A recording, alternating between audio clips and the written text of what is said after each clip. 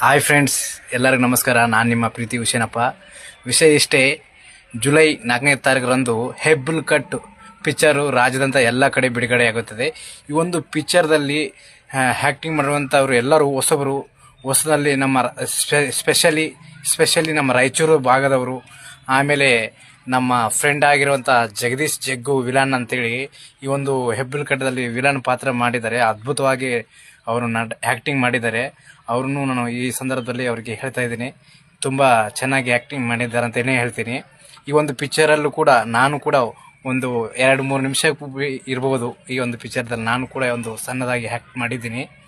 But ಈ ಒಂದು ನಮ್ಮ ರಾಯಚೂರಿನ ಭಾಗದ ಚಂದ್ರಮಣ ಗ್ರಾಮದಲ್ಲಿ ಶೂಟಿಂಗ್ ಮಾಡಿರೋದು, ಶಕ್ತಿನಗರ ಭಾಗದಲ್ಲಿ, ಉಡೇಬಲ್ಲಪುರ್ ಎಲ್ಲ ಕಡೆ ಅದ್ಭುತವಾದಂಥ ಸ್ಕ್ರೀನ್ ಪ್ರೆಸೆಂಟೇಷನ್ ಕೊಟ್ಟಿದ್ದಾರೆ.